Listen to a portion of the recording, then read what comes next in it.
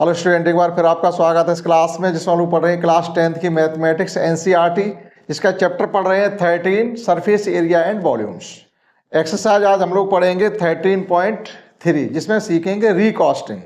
अर्थात रिकास्टिंग का मतलब ये है कि किसी एक शेप को मेल्ट करके दूसरी शेप में कन्वर्ट करना या उसी शेप में कन्वर्ट करना रिकास्टिंग कहलाता है। जैसे एक हमारे पास स्फीयर है, कोई स्फीयर है किसी मेटल का, इसको मेल्ट करेंगे। रिकास्टिंग का मतलब होता है उसे पहले मेल्ट करेंगे, लिक्विड फॉर्म में लाएंगे, उसके बाद किसी सांचे या डाई में डाल करके हम उसको दूसरे शेप में दे देंगे, वो रिकास्टिंग करना कहलाता। अब जैसे ये हमारे पास एक स्फीयर है, इसको मेल्ट करके जिसका लिक्विड मेटल प्राप्त होगा उस मेटल से या तो इससे स्मॉलर स्फीयर हम बनाएंगे या किसी दूसरी शेप में डाल सकते हैं। जैसे सिलेंडर है, कॉन है, आपका क्यूब है, क्यूबॉइड है, या छोटे छोटे स्फीयर हैं, किसी भी हम दूसरे शेप में इसको रिकास्ट कर सकते हैं, बदल सकते हैं। अब होता क्या रिकास्ट करने में, शेप साइज तो हमारा चेंज हो रहा, शेप चेंज हो रही है, साइज चेंज हो रहा, सब कुछ चेंज हो रहा, लेकिन एक चीज है जो चेंज नहीं होगी, वही हमें यहां पर सीखना है। जो इस स्फीयर का वॉल्यूम है, इसे पिघला करके आप किसी भी दूसरी चीज में आप कन्वर्ट कर लीजिएगा, मेल्ट करके किसी भी अदर ऑब्जेक्ट में आप इसको कन्वर्ट कर लीजिएगा, लेकिन वॉल्यूम हमारा वहां उतना ही रहेगा जितना यहां से गया है।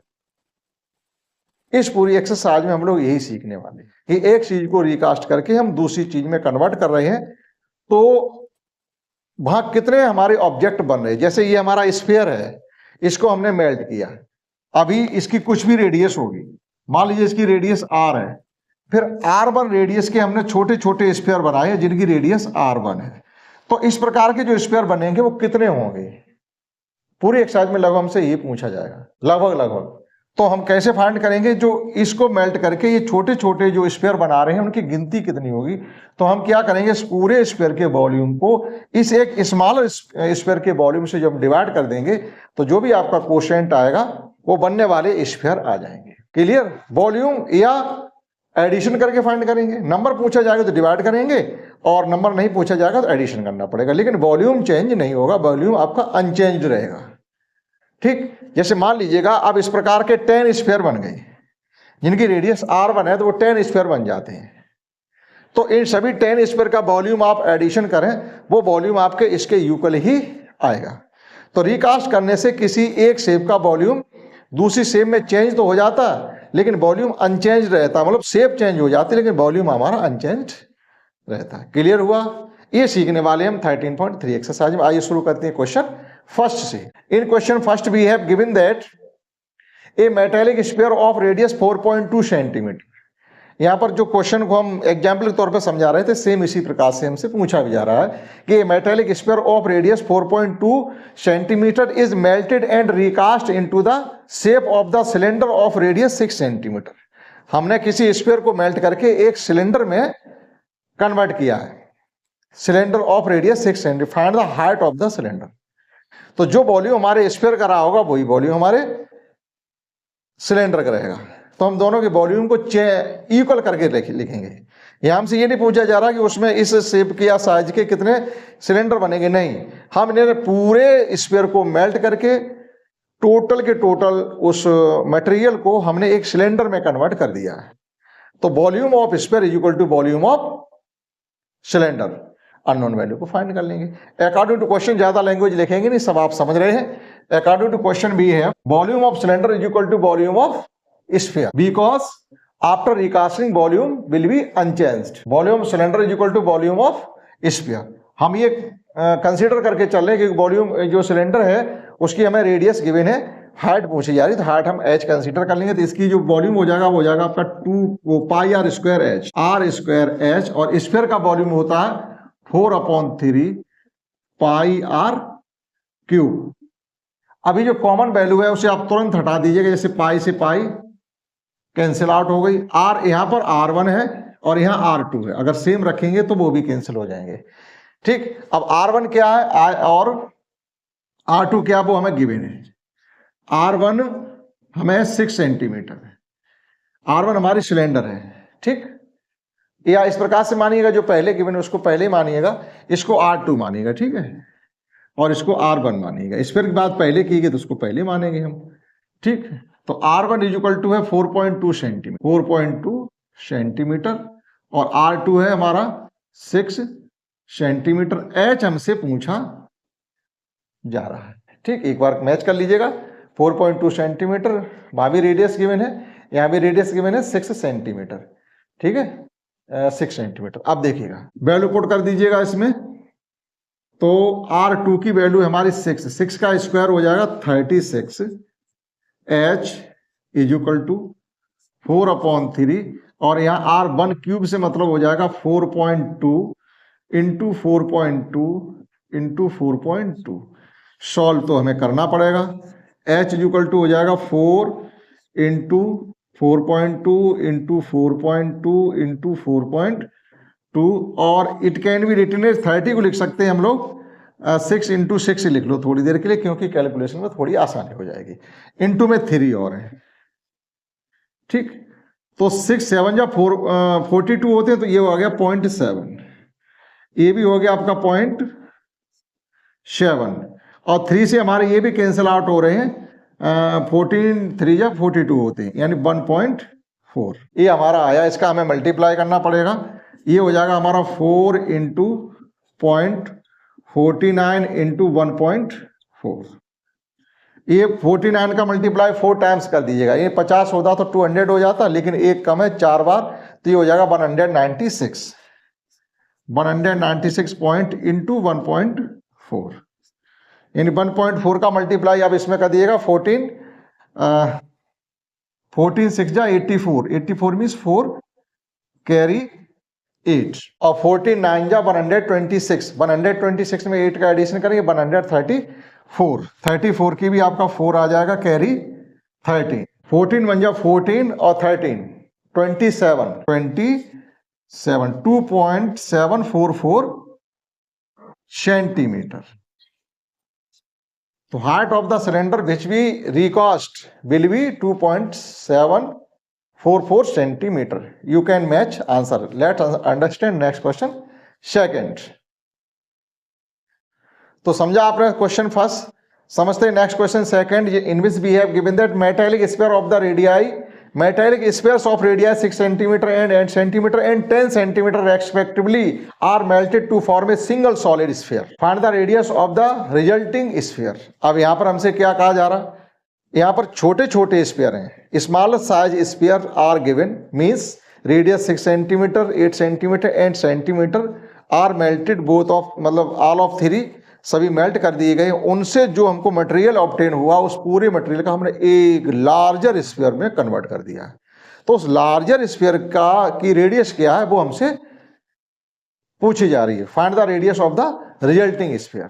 इस प्रकार से एक बार फिर समझिएगा कि हमारे पास एक 6 सेंटीमीटर और एक 8 सेंटीमीटर और एक 10 सेंटीमीटर का मेटेलिक स्फीयर था। इन सभी को हमने किसी भट्टी में डाल करके सबको मेल्ट किया और टोटल मटेरियल था उसको ऑब्टेन किया। उस टोटल मटेरियल का हमने एक लार्जर स्फीयर रिकास्ट कर दिया इस प्रकार से। तो हमसे पूछा जा रहा है कि इसकी रेडियस क्या है, ठीक, इसकी रेडियस क्या है, ये हमसे पूछा जा रहा है। समझ रहे होंगे आप क्या इसकी रेडियस। तो हमें क्या करना पड़ेगा, इन तीनों ही स्फीयर के वॉल्यूम का एडिशन इस टोटल लार्जर स्फीयर के वॉल्यूम के इक्वल होगा। अननोन वैल्यू हम फाइंड कर लेंगे, R1 R2 R3 गिवन है, R फाइंड करेंगे। Clear, let's. तो क्वेश्चन सेकंड करते हैं। According to question we have given that, ये according to question volume of larger sphere is equal to volume of all total volume of 3 spheres. तो larger sphere का volume जो होगा उस उन छोटे छोटे 3 वॉल्यूम स्फीयर्स के वॉल्यूम के इक्वल होगा, ठीक। तो हम क्या फाइंड करेंगे यहाँ पर, 4/3 pi R cube is equal to 4/3 pi R1 cube plus 4/3 pi R2 cube plus 4/3 pi R3 cube. जो कॉमन चीजें हैं उन्हें हम यहां से बिल्कुल ही खत्म कर देंगे। तो कॉमन चीजों को कैसे हम यहां से सेपरेट करेंगे, तो 4/3 पाई R क्यूब, वैल्यू पुट नहीं करेंगे, इसमें से आप 4/3 पाई को ले लीजिएगा कॉमन। तो R1 cube plus R2 cube और प्लस R3 क्यूब। क्वेश्चन को पहले करिएगा हल्का। अब आपका R1 इज इक्वल टू 6 है, R2 इज इक्वल टू 8 है और R3 इज इक्वल टू हमारा 10 है। एक बार मैच कर लीजिएगा 6, 8 एंड 10 रेस्पेक्टिवली। क्लियर? ये आपका बिल्कुल ही कैंसिल हो गया, तो R cube is equal to आपका आ जाएगा, यहाँ पर 6 का क्यूब करेंगे तो 216, 8 का क्यूब करेंगे 512 और 10 का क्यूब करेंगे 1000। सबका आप एडिशन करेंगे तो कितना हो जाएगा? 1005, 15 है, 100 प्लस 2, 1700 प्लस 28 यानी 1728।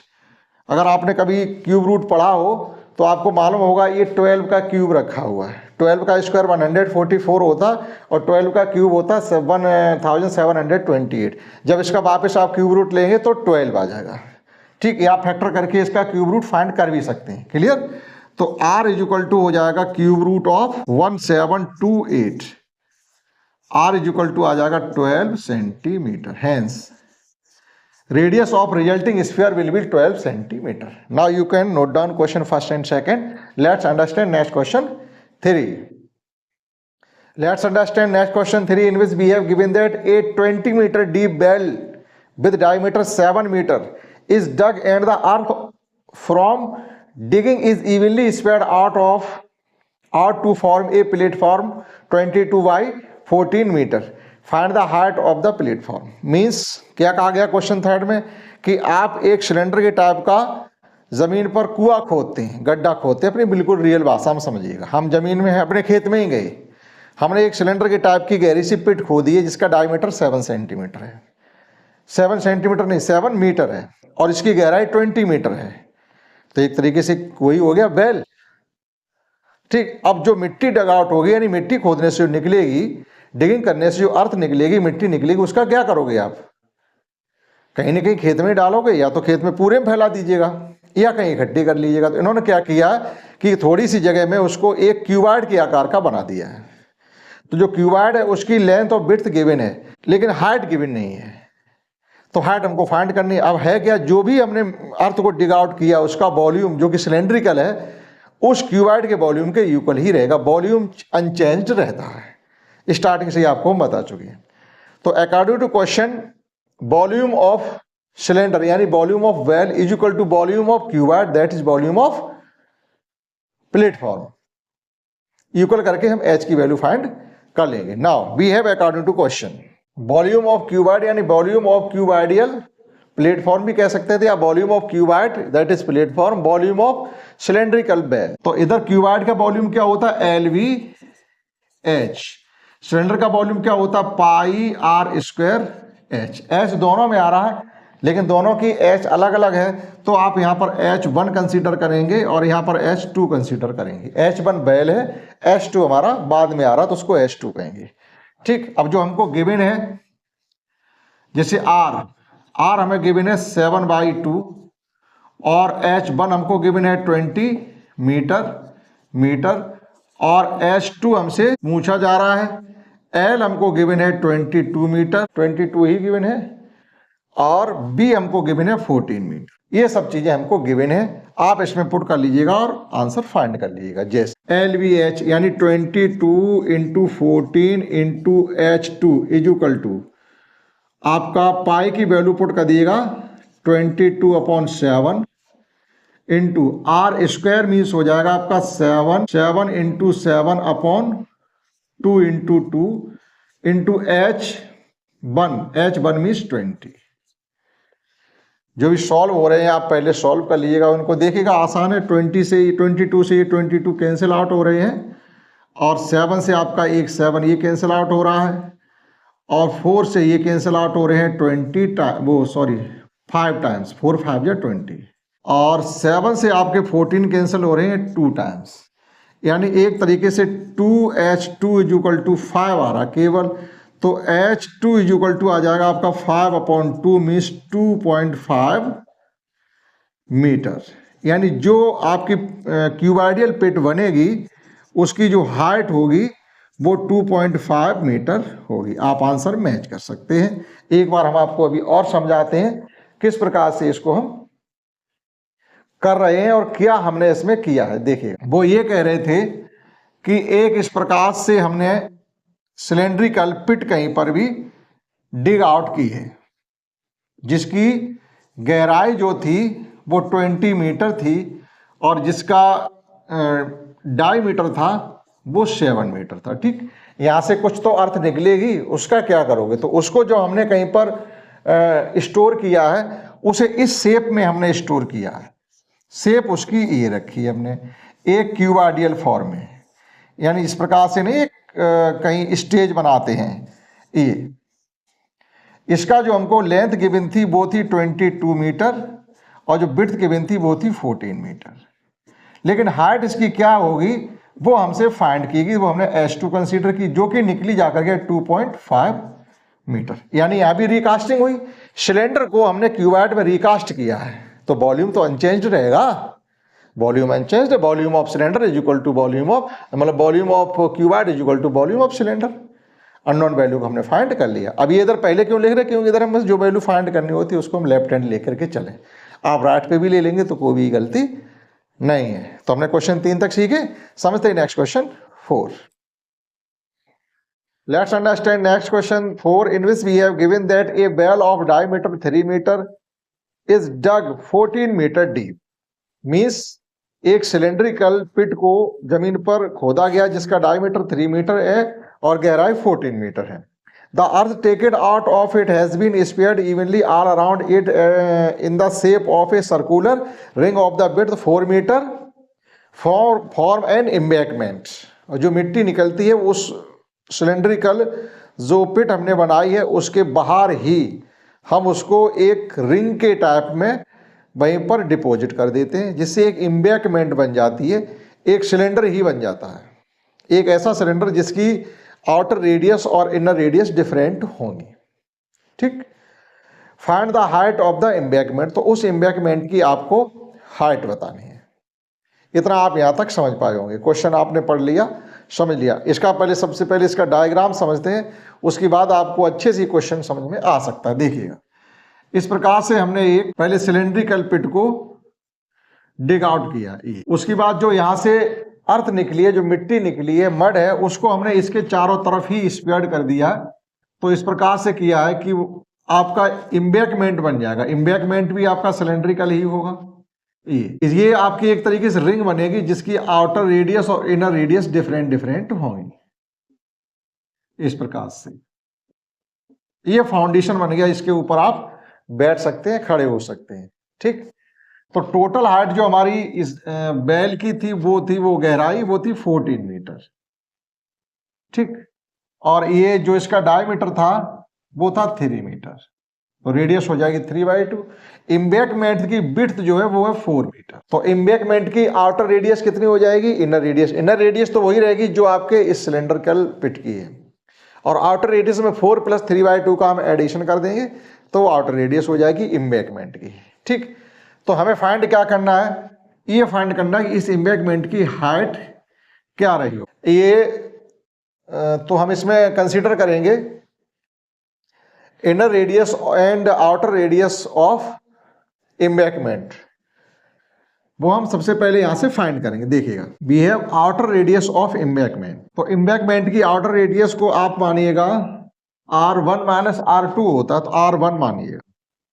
R1 = 4 + 3/2। आउटर रेडियस मीन्स आप यहां से चलेंगे, यहां से लेकर के यहां तक, ये आउटर रेडियस कंप्लीटली रहेगी।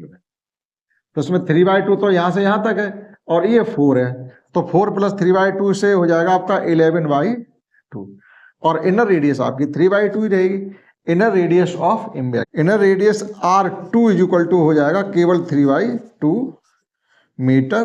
तो जो इनर रेडियस है वही आपके सिलेंड्रिकल पिट की भी इनर रेडियस है। ठीक, now according to question we have, तो जो भी अर्थ को डिग आउट किया गया उसका वॉल्यूम और इस सिलेंड्रिकल एम्बैंकमेंट के वॉल्यूम के इक्वल ही होगा। सिलेंड्रिकल एम्बैंकमेंट से मतलब एक इस प्रकार से पाइप है जिसकी आउटर रेडियस और इनर रेडियस भी है, यानी थिकनेस है इसके अंदर, लेकिन जो पिट है इसमें थिकनेस नहीं है। तो volume of cylindrical well is equal to volume of cylindrical embankment. तो सिलेंडर का वॉल्यूम क्या होगा? सिलेंडर का वॉल्यूम होगा आपका πr²h। एच इसमें लिखने के लिए एक तरीके से आप ऐसा रखिएगा, इसको H1 मानिएगा और इसको H2। H1 is equal to 14 हमको गिवन, ठीक है। Pi are square H1 is equal to, और वहां भी आपका पाई आर स्क्वायर H ही रहेगा, तो पाई, लेकिन आर वहां क्या रहेगा आपका R1 स्क्वायर, हमने वहां पर स्मॉल में लिख रखे, तो आप स्मॉल में लिखिएगा R1 square minus R2 square H। इस प्रकार से सिलेंड्रिकल एम्बैंकमेंट का वॉल्यूम फाइंड होगा, ठीक, क्योंकि उसमें थिकनेस भी है। जब थिकनेस होगी तो वॉल्यूम इस प्रकार से निकालेंगे। तो यहां से आप पाई से पाई कैंसिल आउट कर दीजिएगा। ये आपका जो R2 है, एक तरीके से हम यहाँ पर इनको मेंशन किए दे रहे हैं, हम यहाँ लिख भी चुके हैं कि R1 इज इक्वल टू है 11/2 और R2 है 3/2 और R भी है 3/2। जो R2 है वही R1 है, तो ये हो जाएगा आपका एक तरीके से 9/4 into 14 is equal to R1 square plus R2 square can be written as R1 square plus R2 square and R1 square minus R2 square। तो जितना आप सिंपल तरीके से सॉल्व कर सकते हैं वही करने की कोशिश करिएगा। R1 plus R2 into R1 minus R2 into H, जो कि हमको फाइंड करना है H2। तो 9/4 into 14 एज इट रहेगा। R1 प्लस R2 मीन्स हो जाएगा आपका 14/2, यहां से निकालिएगा R1 प्लस R2, 11 प्लस 3 14/2 यानी 7। R1 माइनस R2 अब की बार इनका सब्ट्रैक्शन करिएगा, 11 माइनस 3 8, 8/2 मीन्स 4 इंटू एच। अब सॉल्व कर लीजिएगा, ये आपका 7 इंटू 4 अपॉन में यहां आ जाएंगे, तो एक तरीके से H2 इज इक्वल टू हो जाएगा 9 इंटू 14 अपॉन 7 इंटू 4 इंटू 4। 7 से ये कैंसिल हो जाए, 14 2 टाइम्स, 2 से इनको कैंसिल कर दो 2 टाइम्स, मीन्स आपका आ गया 9/8। 9/8, 9/8 को आप डिवाइड करके फाइंड कर लीजिएगा। 1 होल मतलब 1.1 बच गया, फिर 8 बन जाए 8 रहेगा, 2 बच गया, 20 हो गया, 8 2 या 16 हो गया, आपकी बार 4 रिमाइंडर आ गया तो 40 हो गया, 8 5 या 40 यानी 1.25 मीटर। तो जो एम्बैंकमेंट की हाइट हमारी निकलेगी जा करके क्वेश्चन 4 की, ये 1.125 मीटर आएगी। तो इस प्रकार से क्वेश्चन 4 को हम सॉल्व कर सकते हैं। ज़्यादा लैंग्वेज नहीं, केवल कैलकुलेटिव पार्ट को ही आप लिखिएगा, बहुत ज़्यादा थ्योरी लिखने की कोई ज़रूरत नहीं है। समझते हैं next question 5th। Let's understand next question 5th, in which we have given that a container shaped like a right circular cylinder having diameter 12 centimeter and height 15 centimeter full of ice cream. Now the ice cream is to be filled into cones of height 12 centimeter and diameter 6 centimeter having hemispherical shape on the top of cone. Find the number of such cones can be filled with this ice cream. Means question आपने पढ़ पाया होगा, समझ पाया होगा। ये कहा जा रहा है कि एक सिलेंड्रिकल टाइप आपका कोई बर्तन है जिसमें आइसक्रीम भरी हुई है, उस आइसक्रीम को हमें डिस्ट्रीब्यूट करना है। आप कहीं से आइसक्रीम खाते, किसी शादी ब्याह में जाते हैं तो इसी प्रकार से आइसक्रीम मिलती है, बड़े बर्तन में होती है, छोटे छोटे कॉन्स में वो, या जो आपकी कटोरी टाइप होती है उनमें भर के देते हैं, लेकिन यहाँ पर कॉन्स हैं। और जो कॉन में भी आइसक्रीम आपको दी जाएगी तो उसके ऊपर एक हेमिस्फेरिकल टाइप वो बना के भी आपको देंगे। तो कितनी आइसक्रीम डिस्ट्रीब्यूट की जा सकती है, तो हम क्या करेंगे, एक आइसक्रीम का वॉल्यूम फाइंड करेंगे, टोटल कंटेनर में कितनी आइसक्रीम है उसके वॉल्यूम को डिवाइड कर देंगे, डिस्ट्रीब्यूट होने वाले कॉन्स की संख्या निकल आएगी। देखिएगा, पहले डायग्राम के द्वारा इसे समझने की कोशिश करते हैं क्वेश्चन 5 को। इस प्रकार से आपका एक कंटेनर है जिसमें आइसक्रीम फिलअप है, इसमें आइसक्रीम को भर रखा है, जिसकी हमें हाइट भी गिवन है और जिसका हमें डायमीटर भी गिवन है। तो ये जो आपका सिलेंड्रिकल कंटेनर है जिसका डायमीटर 12 और हाइट 15 सेंटीमीटर है, यहाँ पर है आपका 15 सेंटीमीटर और ये जो डायमीटर है वो है 12 सेंटीमीटर। अब इस आइसक्रीम को हमें किस प्रकार से डिस्ट्रीब्यूट किया जा रहा वो आप देखिएगा। इस प्रकार से वो शेप है आपकी, ये आपका कौन है, इतनी आइसक्रीम तो फुलअप करके आपको दी जाएगी, लेकिन इसके ऊपर जो टॉप पे जो बना रहे हैं वो हेमीस्फेरिकल टाइप इस प्रकार से बना रहे हैं, हेमीस्फेयर भी ऊपर बना रहे हैं। तो इस कौन की टोटल जो आप वॉल्यूम फाइंड करना चाहें तो कौन का वॉल्यूम प्लस हेमीस्फेयर का वॉल्यूम भी बताना पड़ेगा। कौन की हाइट है 12 सेंटीमीटर और डायमीटर है 6 सेंटीमीटर। ये 12 सेंटीमीटर है और डायमीटर है इसका 6 सेंटीमीटर। ठीक, तो सबसे पहले हमें क्या फाइंड करना, volume of cone, that is volume of cone plus volume of hemisphere. यानी ये कंप्लीट आपको आइसक्रीम दी जा रही है, इतनी आइसक्रीम आपको खाने के लिए दी जा रही है, तो वॉल्यूम क्या, volume of cone plus volume of hemisphere. बी है volume of conical, volume of ice cream in the shape of conical. या लिख दीजिएगा, ये डायरेक्ट यही लिखिएगा कि वॉल्यूम ऑफ कॉन ही लिख दीजिएगा, क्योंकि बाद में भी हम ये लिखने वाले volume of cone plus volume of ice cream, दो चीजें हैं ना, फिर कैसे लिखेंगे। तो फिर इसमें लिखिएगा वॉल्यूम ऑफ आइसक्रीम कॉन्स, ये आइसक्रीम कॉन, यानी एक ये आइसक्रीम का जो कॉन है उसका वॉल्यूम निकालना है, तो volume of cone plus volume of hemisphere, इस प्रकार से लैंग्वेज लिखिएगा। बी है volume of ice cream cone. Ice cream cone का वॉल्यूम फाइंड करने के लिए हमको volume of cone plus volume of hemisphere, volume of cone plus volume of hemisphere. Cone का वॉल्यूम होता है 1/3 pi are square H, hemisphere का वॉल्यूम होता है 2/3 पाई आर क्यूब।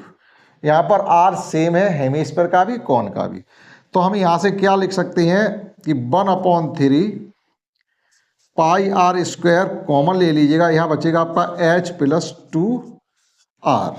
कैलकुलेशन इजी बनाइए, क्योंकि हमें करना क्या है कि वॉल्यूम, इस आइसक्रीम के वॉल्यूम से इस टोटल कंटेनर के वॉल्यूम को हमें डिवाइड भी करना है, तो पाई यहाँ पर भी आएगा, पाई यहाँ पर भी है, तो पाई की वैल्यू को हम अभी ना रखें, वो कैंसिल आउट हो जाएगी, तो हमारी कैलकुलेशन और इजी हो जाएगी। तो पाई को आप पाई ही रहने दीजिएगा, आर को पुट कर लीजिएगा, क्योंकि आर यहाँ पर डिफरेंट है, उसकी आर इससे मैच नहीं करती है।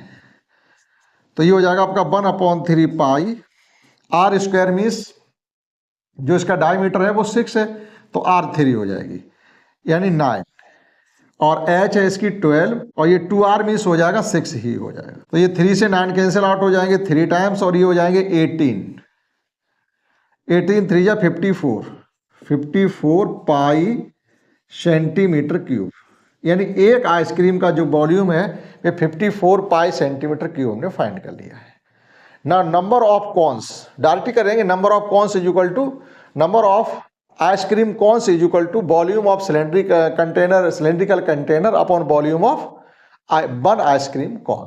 ठीक, now number of ice cream cones is equal to, number of ice cream cones is equal to हो जाएगा volume of cylindrical container upon volume of one ice cream cone, एक आइसक्रीम कॉन के वॉल्यूम से डिवाइड कर दीजिएगा। तो वॉल्यूम ऑफ सिलेंड्रिकल कंटेनर क्या हो जाएगा आपका pi are square H upon, ये वॉल्यूम हम फाइंड कर ही चुके हैं 54 पाई, आपका पाई से पाई कैंसिल आउट हो गया। ठीक, तो पाई की वैल्यू को ना रखेंगे।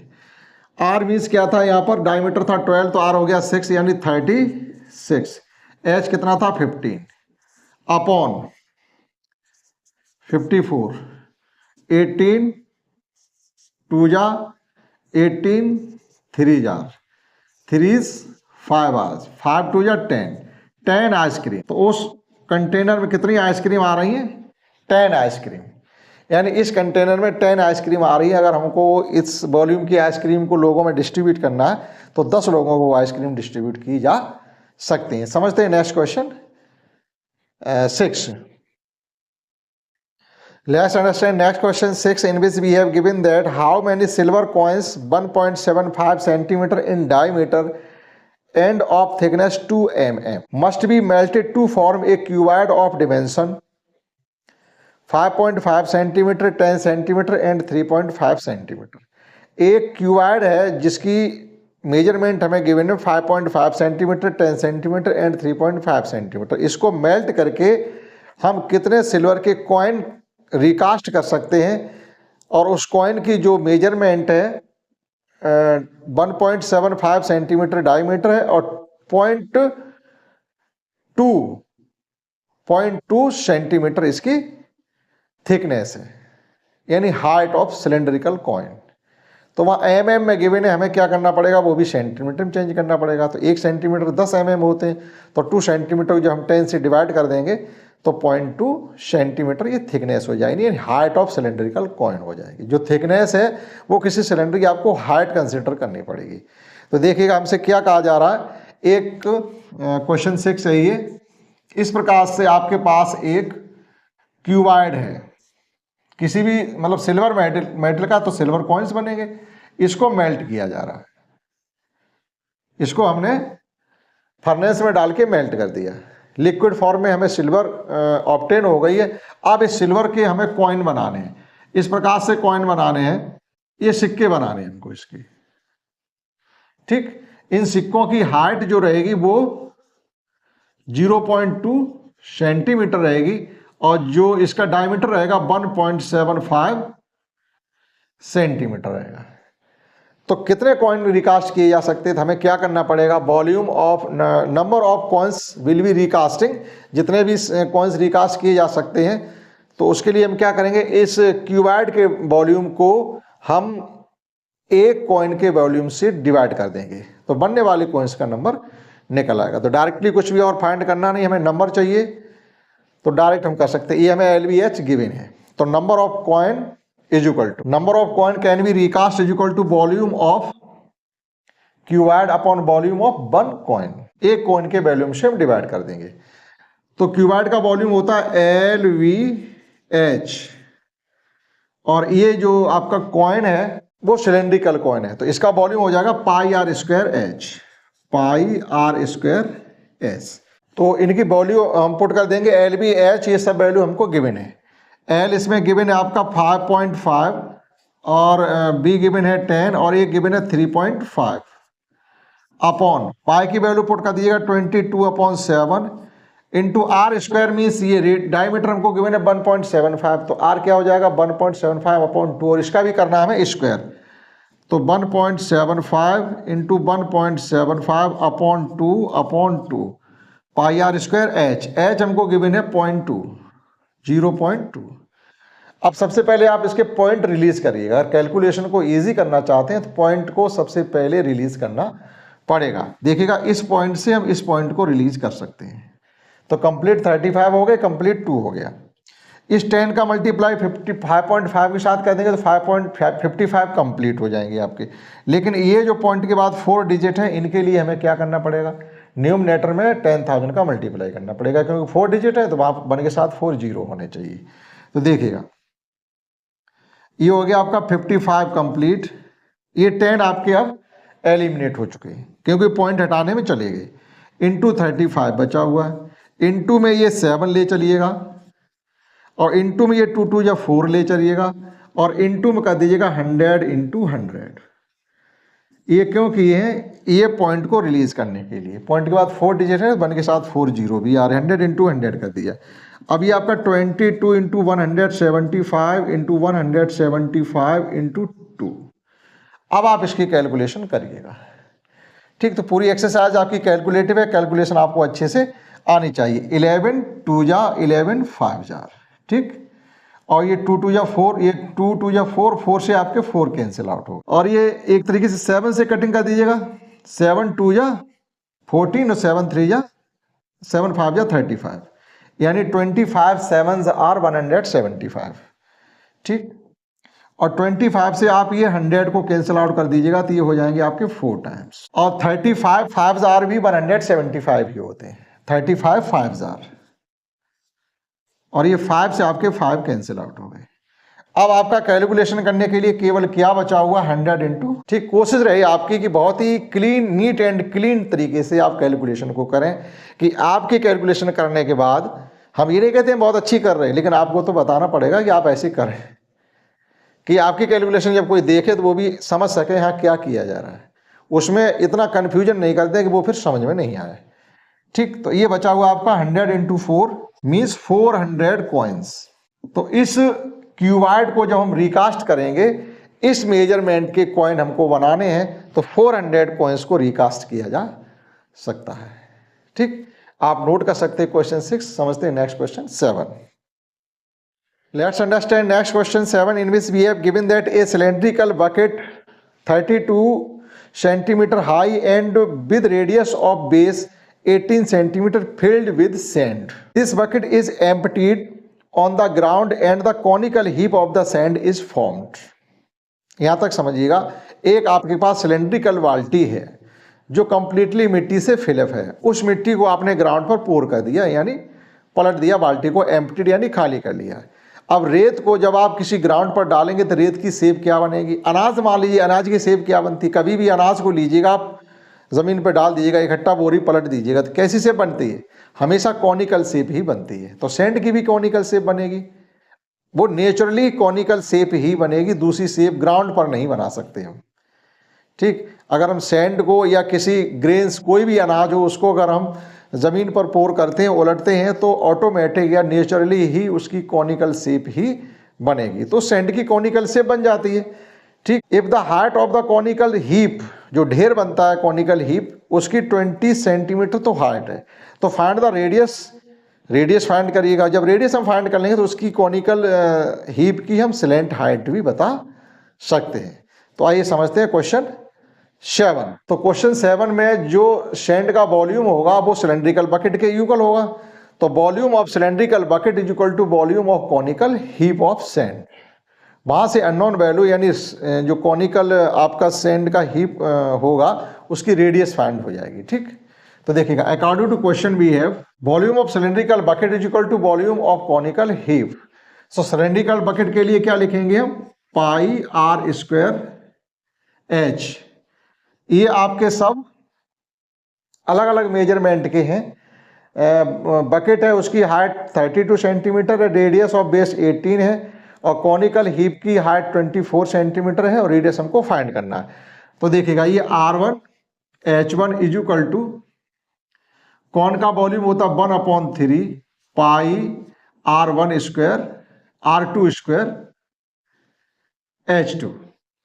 ठीक, सभी डिफरेंट है तो इस प्रकार से लिखना पड़ेगा। अगर हम H1 यही सेम लिख देंगे तो वो क्या इक्वल समझा जाएगा। अब यहां से आप पाई से पाई को रिलीज कर दीजिएगा।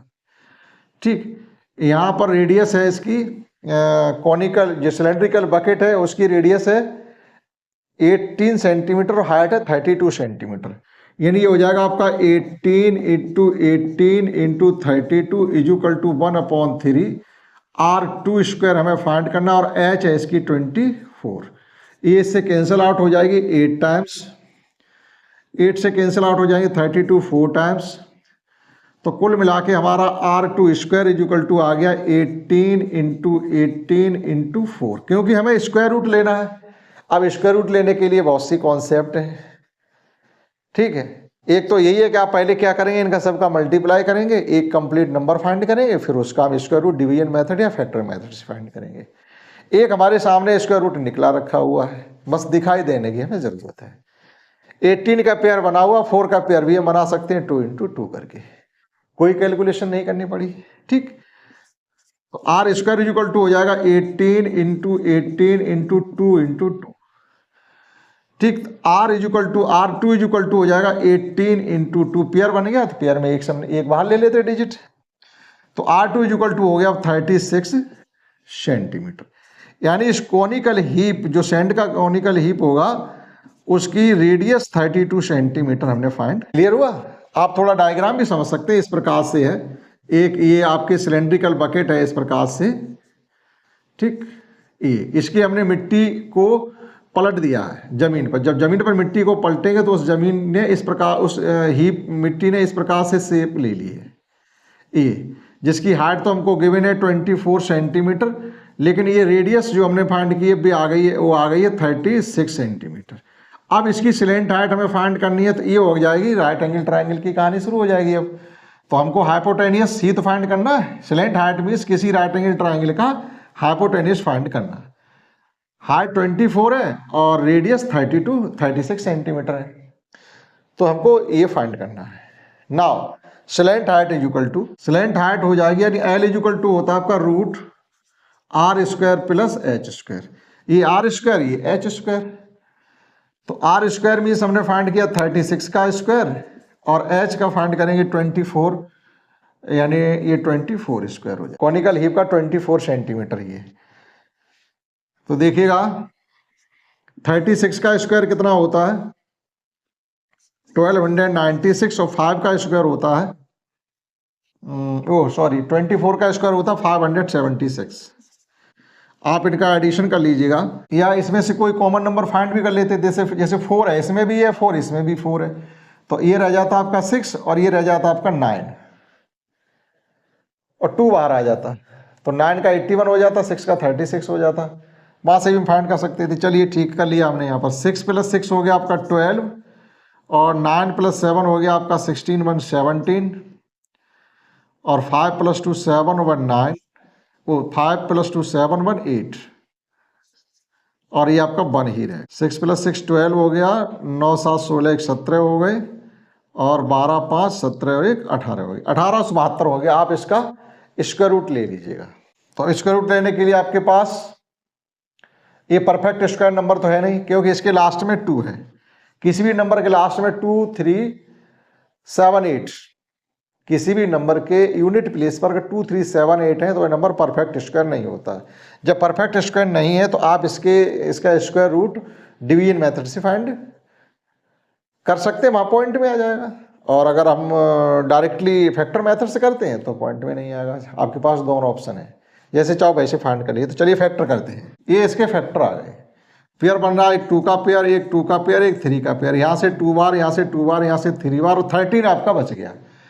तो 4 3 या 12, इसका स्क्वायर रूट आ गया आपका 12 रूट 13 सेंटीमीटर। ठीक, तो जो सिलेंट हाइट होगी आपके कॉनिकल हीप की वो 12 रूट 13 सेंटीमीटर होगी, और रेडियस जो होगी वो 36 सेंटीमीटर होगी। दोनों आंसर को इस प्रकार से फाइंड किया जा सकता है।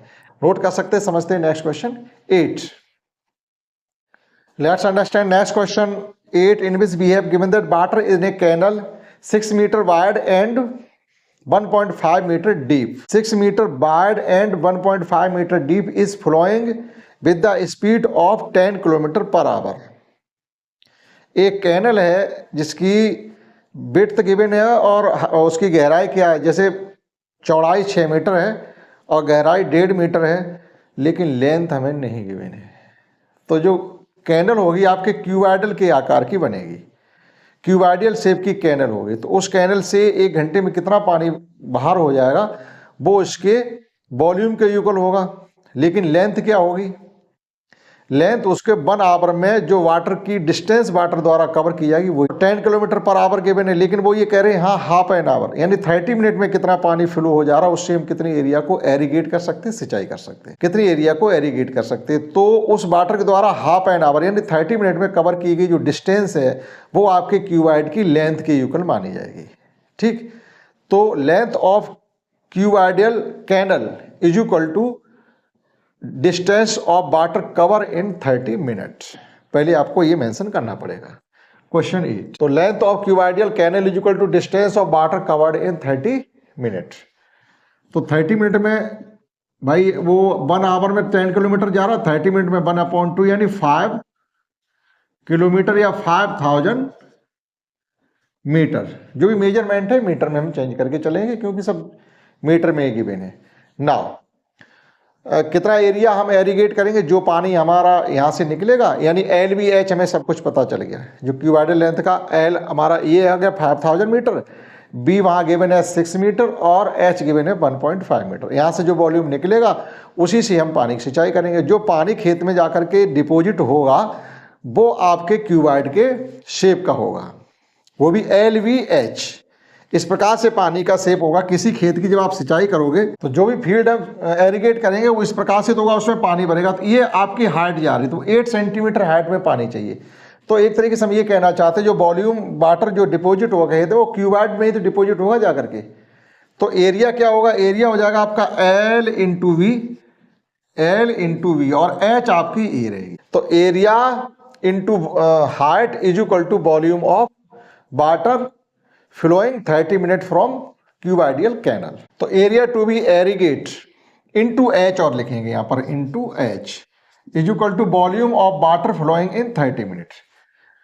तो हमें तो एरिया पूछा जा रहा वहां पर, तो एरिया को एरिया रहने दे। एरिया इनटू H को जैसे 8 सेंटीमीटर में चाहिए तो मीटर में चेंज करने के लिए क्या करेंगे, 8/100 कर देंगे। तो हाइट हमारी सेंटीमीटर में मीटर में चेंज हो गई, और इधर हमारा वॉल्यूम ये है L6 है वो 5000 है, LVH area is equal to हो जाएगा आपका 100/8 इंटू L है हमारा 5000, B है 6 और हाइट है 1.5। इसको सॉल्व करना है केवल, देखिएगा यहाँ से आपका एरिया निकल आएगा। ये 8 से कटिंग हो रही है, आप कट कर दिए 4 से या 2 से, देखो 2 3 जार 6 और 2 4 जार 8, और 4 से ये कटिंग कर दीजिएगा 25 टाइम्स, ये हो गया आपका है 75, ये आप 15 कर दीजिएगा, 25 इंटू 15,000 इंटू 1.5, 25 इंटू 15,000 इंटू 1.5 कितना हो जाएगा, 225, ये एक डिजिट ही आ गया, ठीक, 2 जीरो आ गए, तो आपके पास ये 2 जीरो और 225 के साथ 25 का मल्टीप्लाई और कर दीजिएगा, तो 25 5 जार 125 कैरी 12 आ गई, तो ये हो जाएगा फिर 2 कैरी 6 आ गई, फिर ये हो गया आपका 56, ये आपका कुल मिलाकर के मीटर स्क्वायर आ गया। इतने मीटर स्क्वायर एरिया को एरीगेट किया जा सकता है।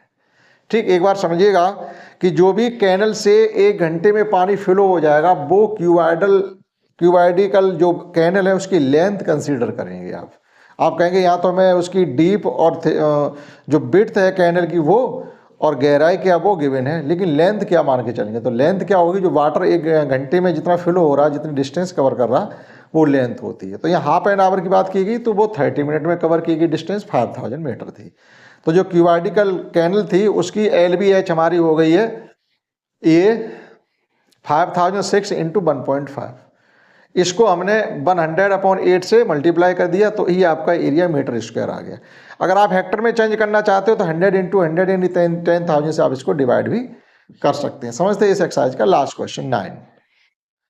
लेट्स अंडरस्टैंड नेक्स्ट क्वेश्चन 9, जो कि इस एक्सरसाइज का लास्ट क्वेश्चन है, जिसमें हमको गिवन है a farmer connect a pipe to the internal diameter 12 centimetre from a canal into a cylindrical tank to her field which is 10 meter in diameter and 2 meter in deep. A water flows through the pipe at the rate of 3 km/h. In how much time will the tank to be filled? ये कहा जा रहा है कि किसान ने एक pipe को किसी कैनल से कनेक्ट कर दिया है इनटू ए सिलेंड्रिकल टैंक, किसी कैनल से उसने पाइप को कनेक्ट किया, उस पाइप के थ्रू पानी उसके टैंक में आने लगा, टैंक से उसके फील्ड में जाता रहेगा। ठीक, तो टैंक का जो पाइप है उसका इंटरनल डायमीटर गिवन है हमें 20 सेंटीमीटर। ठीक, 20 सेंटीमीटर गिवन है, तो रेडियस हो जाएगी 10 सेंटीमीटर। इसको मीटर में चेंज करने के लिए हम 100 से डिवाइड कर देंगे, तो ये 0.1 सेंटीमीटर आपका रेडियस हो जाएगी। और हमको गिवन है which is 10 metre diameter, and जो टैंक है, जो सिलेंड्रिकल टैंक भी है, उसमें पानी फिलअप हो रहा है, जिसका डायमीटर 10 सेंटीमीटर है, 10 मीटर है और गहराई 2 मीटर है। तो हमसे पूछा गया it flows through the pipe at the rate of, वो बाद की बात है। तो एक पाइप से होकर के पानी जा रहा है, दूसरे सिलेंड्रिकल पाइप से पानी बह रहा है और सिलेंड्रिकल टैंक में पानी फिलअप हो रहा है। तो volume of cylindrical tank is equal to volume of water flowing through cylindrical pipe. तो वो अभी कैनल का क्वेश्चन सेम किया था, इससे पहले का 8 उसी तरीके से हमको करना है। तो देखिएगा volume of cylindrical tank is equal to volume of water flowing through a pipe. तो volume of cylindrical tank is equal to volume of water flowing through a cylindrical pipe. तो इधर हो जाएगा आपका pi R1 square H1 is equal to pi R2 square H2। हमें ये H2 find करनी है, उस